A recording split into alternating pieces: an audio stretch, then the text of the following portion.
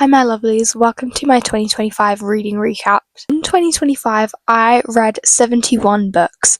Now, I didn't read 71 separate books because some books I read multiple times throughout the year, but we'll get to that when we get to that. I just about hit my goal. My goal was 70. However, my goal for 2026 is only 40 because right now I'm in year 10.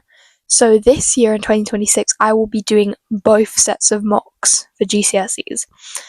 And I don't have all of that time to read anymore. So I set it down quite a bit. Let's get into it. In January, I read 5 books. First of all, the first book of the year was Nothing Like the Movies by Lynn Paintop, which is the sequel to Better Than the Movies, which is a YA romance book. I gave this one 4 stars only because I think if I read it again, I would give it 5 stars.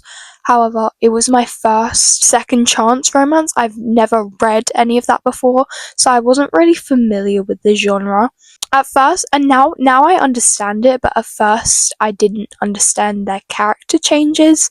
But like now I do, obviously. Still very good. If you've read Better Than Movies, definitely read this one. However, read Betting on You first before this because there's a mention to the characters in that book in here, which I didn't spot because I read it later on. Next is The Hawthorne Legacy by Jennifer Lynn Barnes. So obviously I'd already read The Inheritance Games. This is the second book in the trilogy. Very, very good book. I literally loved every second of it. And unpopular opinion, I think this is my favourite in this trilogy. This is 5 stars for me. Next is Family of Liars by E. Lockhart. This is the prequel to We Were Liars, so you need to read We Were Liars first. I picked this up and I had very high expectations because We Were Liars was literally a masterpiece. This is also a masterpiece. If you read We Were Liars, please read this. This is another 5 stars for me. Then, as a reread, I reread Powerful by Lauren Roberts because, okay, so basically, it was my birthday this month, and I went out because I got money, and I went to Waterstones, and I got the special edition of Powerful. Obviously, this isn't the special edition. It's up on my little... You see the cover back there? That's the cover back there, and it has Adina and Mac on it. Anyways, so I just decided, oh, I have it on my hands now. I might as well reread it. I cried a lot, even though I knew it was coming. So this is great. This is always 5 stars. Like almost the whole series is 5 stars. Then the final book of January is All the Bright Places by Jennifer Niven, whatever. I'm really surprised about how I reacted to it because I went into this expecting to cry and I didn't. But then I watched the movie and I cried over the movie, which is strange because normally I cry over the books, but I don't know. I think it's because I finished it quite late at night, and so I don't know. I wasn't really processing. I don't really know. But anyways, this book was 4 stars. This book is very good. I really enjoyed it. Moving on into February. The first book I read, which was actually between January and February, but I finished it in February, is Onyx Storm by Rebecca Yarros. This is the 3rd book in the Fourth Wing series. I thought it was going to be a trilogy, but I actually thought originally it was a duology, and so I finished Iron Flame, and I was like, oh my god, what the hell? Because, you know, it leaves you on a cliffhanger, and I thought it was a duology, and then this came out, and I thought it was a trilogy. Apparently there's 5 books. We're not getting the next book until 2027. Anyways, this actually came out a day before my birthday, so I got it on my birthday, so that was fun. I rated it 4 stars because I loved the ending. A lot of things were a bit confusing, though. I felt like there was a lot of world building that I felt like should have already happened, and it was still going on in the 3rd book. Next is I Wish You Would by Eva Des Louriez. I bought this book because, like, ages ago, because the title is a Taylor Swift song, and I thought, why not? Why not read it? It's a romance book. It's literally like less than 300 pages. I gave it 3 stars. It's a very cute, like, filler book type thing. So it's kind of just like, oh, what do I read? Oh, very bingeable. I think I read this. I read it in like 2 days. And an interesting concept, dare I say. It just wasn't like amazing, but it was cute. Then is Killer Instinct by Jennifer Lynn Barnes, the second book in the Natural series. You will see a pattern of this where it's like I'm in the middle of a series, so it's like the next book in the series. You'll see a pattern of that. I read a lot of first books in 2024, but 5 stars. No questions asked. This literally is amazing. I'm pretty sure I cried. I cry over a lot. I cried in Onyx Storm actually as well. But the next book I don't have with me is The Final Gambit, also by Jennifer Lynn Barnes, because I borrowed it from my friend and I still haven't bought the physical copy of it. You'll see a lot of that, I promise. If a book's not up here, the most of the reason is because I borrowed it. That was also 5 stars. Like, even though the second book is my favourite, they're all 5 stars. The first book in March that I read was Shadow and Bone. I say read, I actually listened to it on audiobook. This is the first series that I've actually just completely read on audiobook, which is something I've never done before. I would give it 3.5 stars. I put it 4 stars now, but looking back on it, I would give it 3.5 stars. It's quite an oldish book, not like old, but like it's not new either. So it has quite simple like ideas around it. Like, you know, like the chosen one and all that. I really like the world that it's set in, and I mainly did this because I want to understand the world better before I reread Six of Crows. Because when I read Six of Crows last year, I didn't understand it at all. I was just going along for the vibes, but now that I understand the world, I can reread that. The next book was Girl Goddess Queen by B. Fitzgerald. This is the first, like, what's it called? Greek mythology book that I've ever read, because I haven't read Percy Jackson or anything. I need to read it.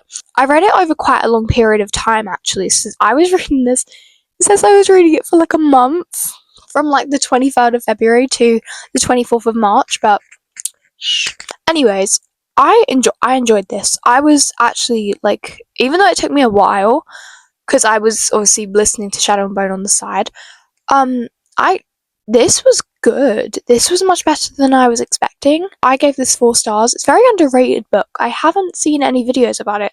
Like, there's a section for these books by this author, or in Waterstones, but like no one ever posts about it. So yeah, good book. Here come the rereads, okay? The last book in March that I finished was Powerless reread. Prepping for Fearless, obviously. I also kind of like mini annotated it like a little bit because I wanted to see if like there was any like foreshadowing that I could spot that happened in Reckless, or if there was any theories that I had for Fearless. I actually got a theory right. I'm not going to say which one, but because I don't want to, you know, but yeah, I did get one of my theories correct, so I was quite proud of myself. But yeah, 5 stars, as always. A lot happened in April, dare I say. I'm not sure if this one was March or April, but like, we're going to count it in the lot because it looks more aesthetically pleasing. 5 stars. 5 stars. I'm just annotating these, you see? Very cool. Enjoying this. 5 stars. 5 stars. 5 stars. 5 stars. My favourite series, by the way. 5 stars annotated. 5 stars. 5 stars. 5 stars. 5 stars. 5 stars. 5 million stars. 5 stars. So I reread the entire Shatter Me series by Tahira Mafi before Watch Me came out. I believe it was like, I have a feeling it was like the 16th or something of April. So I reread the entire series over the April half term. I reread Reckless as well before Fearless came out. And then I also decided to read Taming 7 because I still had time in the month. Taming 7 was great. I loved it. Now we can get to the more normal months again. I fear April carried me in my reading goal, otherwise I wouldn't have been able to hit it. Anyways, the first book that I read in May was Quicksilver. I gave that like 2.5 stars. I enjoyed it. The main male character really annoyed me, and I feel like it just wasn't, like, I know it's an adult book, so that's one thing. It just, like, the author writes dark romance, and I'm not into that style of romance at all. I just preferred the actual plot of it, and then it felt like he was always there. Next, I just want to clarify, my Goodreads says that I've read this 3 times this year. I don't know how, but so I read it for the first time in the half term, I think, before school, because we're doing this for GCSEs and Inspector Calls. So I read it before school, and then apparently during school I read it twice. Which, fair enough, because we go over the annotations like a lot. Then we binged a whole trilogy, okay? Caraval by Stephanie Garber. Very good. I think I gave this like 4.5 stars, probably. Yeah, like around that. Love it. I don't accept any Teller hate whatsoever throughout all of these books. No one can hate on my Teller. I also read Legendary and Finale. Legendary was a 5-star read for me. It's personally my favourite book in the series. Finale was about the same as Caraval. Next, we're going to move on to June. First book, which was over May and June, because it was released late May. Releasing 10.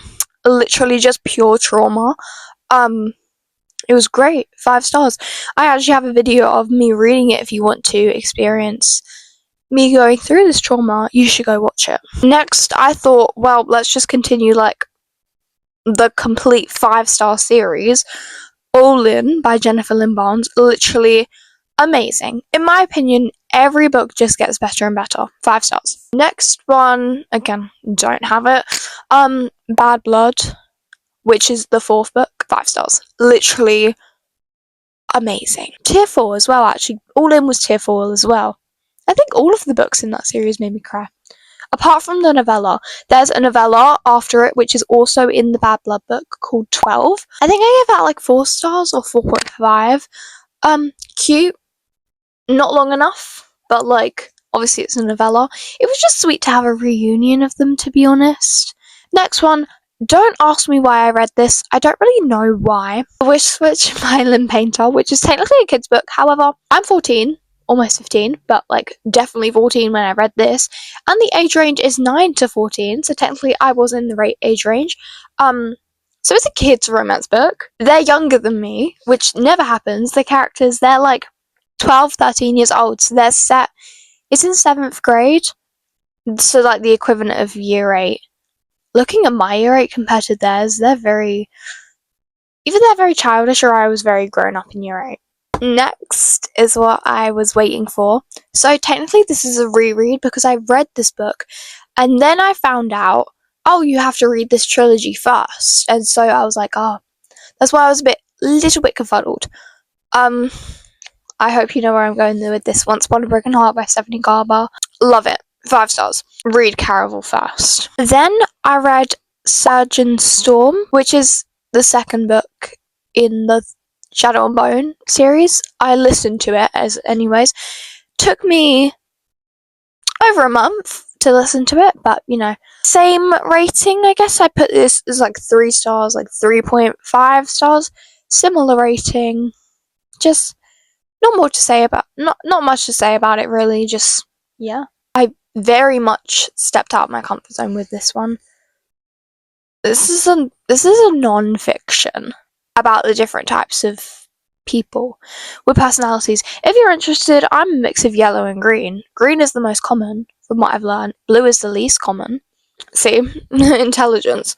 I gave it 2.5 stars because I've never been a non-fiction girly. I started this mid-April and read it and finished it late June. Literally the 30th of June. Oops, we can see a special edition cover, if you can guess what that is. Moving on to July, we started off between June and July reading The Ballad of Never After. Everyone was right. This is the best book in the trilogy. 5 stars. I stayed up late to read it. I cried at the ending. I'm proud. I literally knew what was coming because I got spoilers. If you know what I'm talking about, you know. Why is Shatami here again? Oh my gosh, can't a girl just like a book? I got the special edition for Shatami, or the first book anyways, so I decided to make it all pretty with my annotating, because obviously I annotated the first book and the novellas. However, I annotated it like ugly annotations, almost. So for this one, I decided to make them the pretty book talk annotations. Like that. Very cute. I've read Shatami 3 times now. I've also read Restore Me 3 times. I read it twice in 2024. Don't know why. I felt like it. Then we read A Curse for True Love. This took me ages to read, actually. Not ages, it took me longer than expected. It took me like 2 weeks. However, it took me like 2 weeks to read like 70 pages of it. And then I sat down one school night and I was like, I'm just going to finish it. So I read like 300 pages after school. It was great. I love it. I don't know why people were disappointed with the ending. I love the ending. Like, I remember when it first came out. When it first came out, I just bought The Ballad of Never After. So I had The Ballad of Never After on my TBR for literally like ages, for like a year. I loved it. I remember seeing videos how people were saying it was disappointing. I loved it. I don't care what anyone says. Then these next two books are in a video of mine, again, where I did like a reading challenge where I read for like my amount of screen time, and it was like over 7 hours. So I finished 2 books. I read this one, so I read like half of that in this video. This was like 4.75 stars, if I believe. That's what I gave it. It was very, very close to 5 stars. It's really good. I promise. I've only seen a few videos about this, but all of them were saying how good it was. They are completely correct. It was great. And it was amazing to read it in summer, because I read it like late July. Perfection. Anyways, the next one, which I literally binge read, obviously, like basically in one sitting, was Rival Darling. I need the next book to this. Unfortunately, I haven't read the next book yet, but I need, what's it called? Grumpy Darling. Yeah. This was good. I gave this 4 stars. Moving on to August, I decided to reread If Only I Had Told Her for August 8th. If you have read this book, or if you've been with me, which is technically the first book, even though I read this one first, you know what August 8th means, okay? So I reread it for that. It's kind of like changed my brain chemistry when I first read it. If I were to read it today for the first time, I wouldn't enjoy it. However, it just has like such a place in my heart. It had such like a big impact on me at the time that I can't be told what my rating was. Like, you can't trust me. Next book is A Court of Thorns and Roses. Like, finally, literally read like every other BookTok book ever. I gave this 4.25 stars. It was good. I do think everyone should at least give this a try once. It's definitely not going to be like everyone's favorite book, but I think everyone should give it a try, just for the experience. These next 2 books were also in a video of mine, where I read thriller books for a week. Not Quite Dead Yet by Holly Jackson. Literally perfection. This was like a 6-star read. I love everything that Holly Jackson writes, and like, she was the person that got me into kind of like BookTok books. A Good Girl's Guide to Murder was the first book recommendation I got off TikTok. This might be my favorite. Genuinely, I fell in love with this book. I couldn't put it down. I read this technically in 2 days. However, I read 20 pages the night before, just before I went to bed, and then I read the next 400 pages in 1 day. And whenever I like went to pick up my phone or go do something else, I literally ended up picking it back up again. Everyone needs to read it. I promise you right now, it's amazing. The next one is The Midnight Hour. I hadn't heard of this before. Yeah, I saw one video about it the other day, and I was like, oh, I've read that, because like, you know, it comes as a shock when you've read a book that no one else has read. Some bits were like underwhelming almost. However, some bits I really did enjoy. I definitely preferred, because there's like a past and a present. It like switches between perspectives. I definitely preferred the past more. That was like a 3.5 for me. Heartless. I knew it was coming. This ending, I was in tears. So this is like based off Alice in Wonderland, and it's about the Queen of Hearts before she became the Queen of Hearts.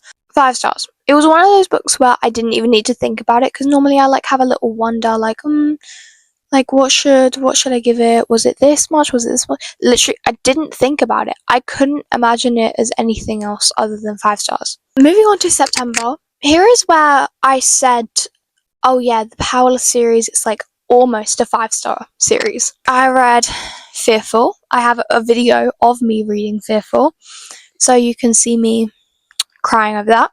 was just the ending really confused me. I don't think I quite understand it. I loved it, I just didn't expect it to end how it did. It felt like a very sudden switch up. I gave it like 4 stars, even though I didn't really know what to give it. But, you know. Next book, Divine Rivals. Literally, this has been waiting on my TBR since last Christmas. I'm so happy I read it. 5 stars. 5 stars. I loved it so much. Read this. Look at these beautiful, beautiful people. Read it. Then we have Throne of Glass. I do have Throne of Glass. I got the whole series for Christmas. So exciting. I'm not getting it out though, because literally, like, it's stacked in order, as in, like, Throne of Glass is on the bottom, and, like, it's stacked like that instead of like that. I'm not getting it out. I cannot be bothered. 4.5 star read from me. It was very enjoyable. Next book, I'm so excited to promote this book because, like, I don't have a copy of it, unfortunately. I want to get a copy soon, but this was an ARC read, actually. I was very thankful to read this before it actually came out, and that's Destined Death. This is a debut novel for a 14-year-old girl.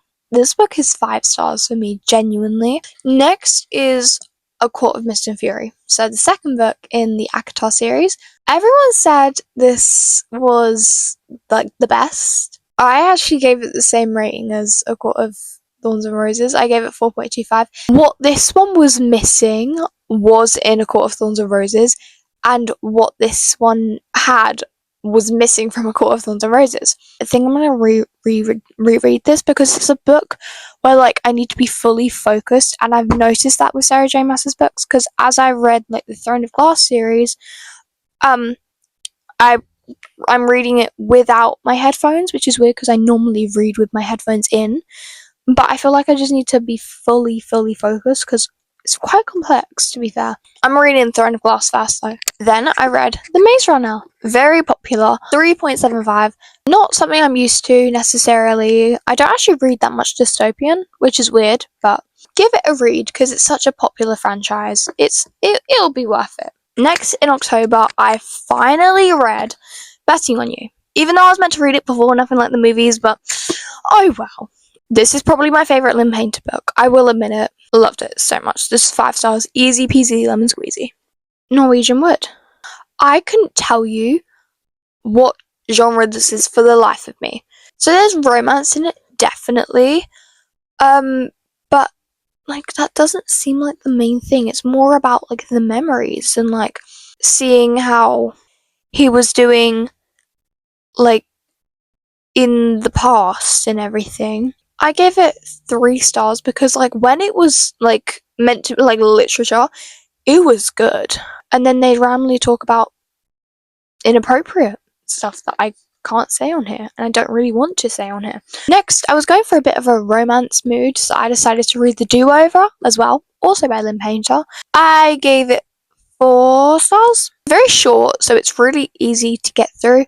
However, like, because it was short, we couldn't really develop the characters, and it's kind of unrealistic, which I liked. Actually, it was like she was living the same day over and over and over. The final book of the month was The Prison Healer. I was waiting for these little, you see that little black part? I was waiting for that for so long, and it was really good, that part. The ending, though, it's a trilogy, and I need the second book right now, because how it ended had me genuinely, like,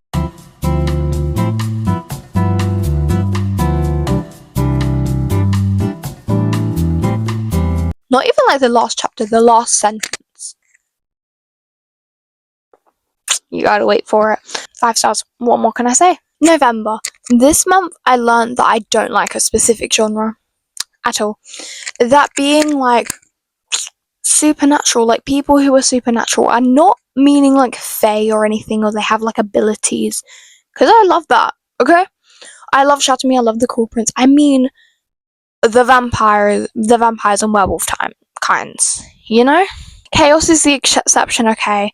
We love Chaos. He's amazing. From Once Upon a Broken Heart. Twilight, obviously, very popular. Never read the books, never watched the movies. 2 stars. This month's kind of a bit disappointing. I wasn't really expecting much, to be fair. I've seen a lot of like bad reviews, specifically on the movies, but like, yeah. Then we have Alchemy of Secrets by Stephanie Garber, which is her new book. So I was very excited to read this. It's quite short, actually. I gave it 4 stars. Next is Bride by Ali Hazelwood. Now listen, I have read some Ali Hazelwood books. I read The Love Hypothesis, which I know I shouldn't have, but you know, and Check and Mate. I wish she made more YA romances because Check and Mate was my favourite out of the 3. But that's the only YA book she's ever made.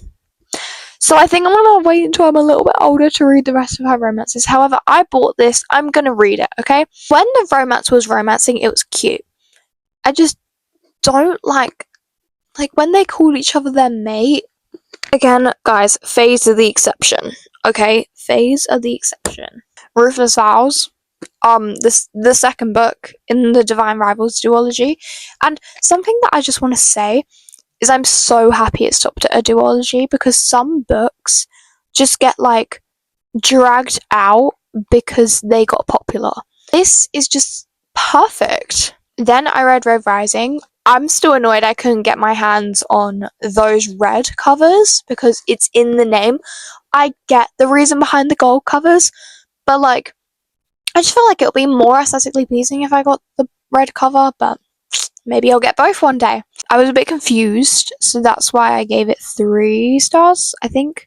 And I didn't realise it was such a long series because now I've dedicated myself to it.